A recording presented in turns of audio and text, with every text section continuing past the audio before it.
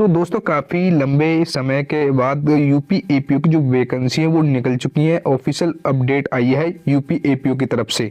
तो जो total post निकली है 215 निकली है। आज इस वीडियो में हम eligibility, new syllabus, preparation tips के बारे में बात करेंगे। तो जैसे कि हम बात करें कि हमें कैसे पता चला, ये लीक हुआ है यूपी एपीओ की जो वैकेंसी है तो 2024 के लिए बेसिकली। तो उसका हम पहले इसका वो पढ़ लेते हैं क्या इसको वो हुआ है। तो जैसे कि आप देख सकते हैं कि आप क्वेश्चन नंबर, जैसे कि हमने अधिवक्ताओं के द्वारा मतलब बताया गया था कि जैसे कि क्वेश्चन नंबर 1 में दे रखा है कि बिंदु संख्या 1 के संबंध में अवगत कराना है कि दिनांक 1/1/2024 को सहायक अभियोजन अधिकारी के 215 रिक्त मतलब खाली हैं। 215 एंड 215 तो ये रहे। और क्वेश्चन नंबर 2 में पूछा है कि प्रश्न बिंदु संख्या 2 एवं 3 के संबंध में अवगत कराना है कि वर्तमान में चयन वर्ष 2022-23 के 67 रिक्त पदों का अभियान की कार्रवाई प्रगति। तो ये कम भी हो सकती है, 67 से ज्यादा भी हो सकती है। कम तो कभी होंगी नहीं, क्योंकि ज्यादा ही होंगी, क्योंकि ये एपीओ की सहायक भर्ती जो निकली है ये ऑफिशियल वेबसाइट पर आप देख सकते हैं इसके जाकर। तो ये थोड़ी निकली है, क्या वही ये कब क्लियर होगा कि कब इसके फॉर्म निकलेंगे। लेकिन यहाँ ये जरूर है कि इसे आपकी जो एपीओ की जो वैकेंसी है वो निकल सके। वेबसाइट पर देख सकते हैं, इसमें जन सूचना अधिकारी के भी साइन हो रखे हैं। एंड ये तो रही उसके बारे में। तो अब बात करते हैं हम यूपी जो एपीओ एलिजिबिलिटी मतलब क्राइटेरिया, कौन यूपी एपीओ का जो एग्जाम दे सकता है उसके क्राइटेरिया के बारे में बात करेंगे। जैसे कि हम एज लिमिट की बात करें यूपी एपीओ के एग्जाम के बारे में, तो जो उसकी आयु सीमा होनी चाहिए मैक्सिमम उसकी 21 साल वर्ष होनी चाहिए, और मैक्सिमम मिनिमम 21 साल होनी चाहिए और मैक्सिमम 40, मतलब 21 वर्ष से कम ना हो, 40 वर्ष से ज़्यादा ना हो एज लिमिट। ये एससी ओबीसी के लिए थोड़ी सी इसके लिए छूट दी जाती है हर एक एग्जाम के लिए। तो इसके लिए आप देख सकते हैं। एजुकेशन क्वालिफिकेशन की बात करें तो आपके पास लॉ की डिग्री होनी चाहिए किसी रिकॉग्नाइज्ड इंस्टीट्यूट से। लॉ की डिग्री होना चाहिए बस आपके पास। इसमें परसेंटेज मैंने नहीं रखता। एक्सपीरियंस इसमें कोई भी एक्सपीरियंस नहीं मांगा जाता। जो भी मतलब अधिवक्ता हैं वो इसको इजीली दे सकते हैं यूपी एपीओ का जो एग्जाम है। एंड ये तो रहा यूपी एग्जाम की एलिजिबिलिटी क्राइटेरिया के बारे में। हम सिलेबस की बात करें, पैटर्न के बारे में करें तो जो यूपी एपीओ का जो एग्जाम है वो कौन कंडक्ट कराता है। जैसे कि हम यूपीपीएससी बोलते हैं, उत्तर प्रदेश पब्लिक सर्विस कमीशन। इस यूपी एपीओ को जो एग्जाम वो कंडक्ट करता है, जब हम उसको बोलते हैं यूपीपीएससी एपीओ।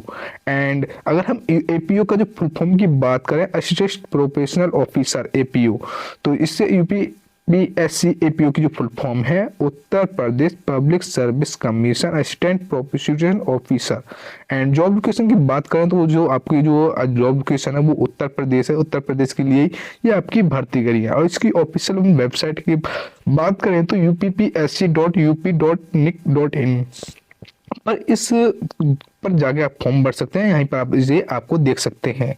एंड अब बात करते हैं हम यूपीपीएससी एपीओ एग्जाम पैटर्न 2024 के बारे में। तो बेसिकली इसमें आपके 3 एग्जाम होते हैं, प्रीलिम्स, मेंस और इंटरव्यू। तो प्रीलिम्स में आपके 2 एग्जाम होते हैं। एक एग्जाम होता है आपका 50 मार्क्स का, एक होता है 100 मार्क्स का। तो पार्ट 1 पार्ट 2 में जैसे कहते हैं, जो प्रीलिम्स में जो पार्ट 1 है वो जनरल नॉलेज का होता है, इसमें 50 क्वेश्चन पूछे जाते हैं। एंड पार्ट 2 जो होता है लॉ का, उसमें आपके 100 क्वेश्चन पूछे जाते हैं। प्लस में टोटल आपके 150 क्वेश्चन आते हैं। अगर हम मेंस की बात करें तो मेंस में आपके रिटन एग्जामिनेशन होता है जिसमें आपके 400 मार्क्स के क्वेश्चन आते हैं। और जो तीसरा होता है आपका interview test.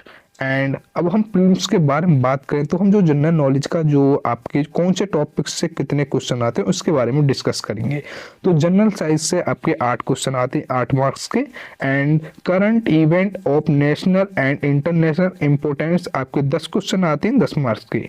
History of India मतलब भारतीय इतिहास से आपके 8 क्वेश्चन आते हैं 8 नंबर के। And Indian national movement 8 question आते हैं 8 नंबर के। इंडियन पॉलिटी एंड इकोनॉमी के आपके 8 क्वेश्चन आते हैं 8 नंबर के।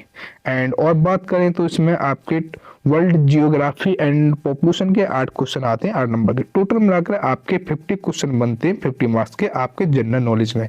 तो पार्ट जो फर्स्ट पेपर होता है पार्ट 1 में आपको जनरल नॉलेज का, उसको 50 क्वेश्चन मतलब आते हैं इसमें। अब हम सेकंड पेपर की बात करें लॉ की, तो इसमें आईपीसी इंडियन पेनल कोड से 35 क्वेश्चन आते हैं 35 नंबर के। And Indian evidence act 25 number के 25 क्वेश्चन आते हैं। And criminal procedure code 25 question आते हैं आपके 25 मार्क्स के। And UP police act and regulation under this act 15 question 15 number के आते हैं। तो टोटल मिलकर आपके 100 क्वेश्चन 100 मार्क्स के आते हैं आपके लॉ के। तो लॉ के हो गए तो। एंड अब बात करते हैं हम रिटन स्टेटमेंट, जो मतलब जो आपका रिटन जो एग्जाम होता है, जो लिखित द्वारा जो एग्जाम होता है उसके बारे में। तो जनरल नॉलेज के आपके 100 क्वेश्चन आते हैं 100 मार्क्स के। एंड जनरल हिंदी के आपके 100 क्वेश्चन आते हैं 100 मार्क्स के। क्रिमिनल लॉ एंड प्रोसीजर के जो आपके क्वेश्चन आते हैं 100 क्वेश्चन आते हैं 100 मार्क्स के। लॉ ऑफ एविडेंस के भी आपके 100 क्वेश्चन आते हैं 100 मार्क्स। टोटल मिलाकर आपका जो सेकेंड पेपर होता है मेंस का, उसमें आपके 400 मार्क्स का क्वेश्चन पेपर होता है ये आपका। एंड अब बात करते हैं फाइनल इंटरव्यू। तो इंटरव्यू के लिए आपके लिए करना होता है, इसमें 50 मार्क्स का आते हैं। अब हम ये सारे के साथ तो डिस्कस कर लिया आपके कौन से टॉपिक से कौन से मतलब कितने मार्क्स का आता है। अब हम पर्सनली आप ये जांचेंगे कि ये कोई भी नहीं बताता कि कौन से टॉपिक्स में कौन कौन से वहाँ से आता है, कौन कौन से मतलब सब्जेक्ट से आता है।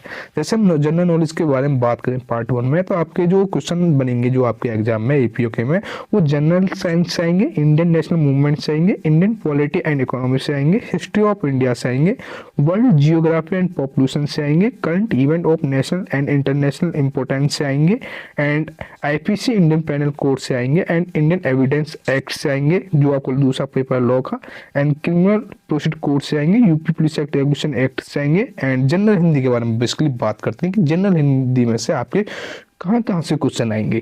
तो जनरल हिंदी या इंग्लिश आप कहीं से भी मतलब इससे मतलब कर सकते हैं। अगर इंग्लिश में दे तो इंग्लिश में, तो पैरा कंपटीशन आ जाएंगे, passage competition, synonyms, error correction, underline part, antonyms मतलब active and passive voice, spotting errors, substitution, sentence agreement, transformation, idioms and fires, sentence improvement, fill in the blanks, joining sentence, error correction, fears in world, spelling test, sentence completion, preposition, and basic computer, physics, environment जो आपके general knowledge में आएंगे, chemistry, environment, Indian economy, famous books and author, sports, investment in the world, and Indian history, botany, geography, famous days and dates, Indian culture, basic GK, Indian parliament और geology. ये आपके question आएंगे। अगर आपको इस पूरी मतलब वीडियो की पीडीएफ चाहिए तो आप हमारे नंबर 6398304022 पर मैसेज करके ले सकते हैं।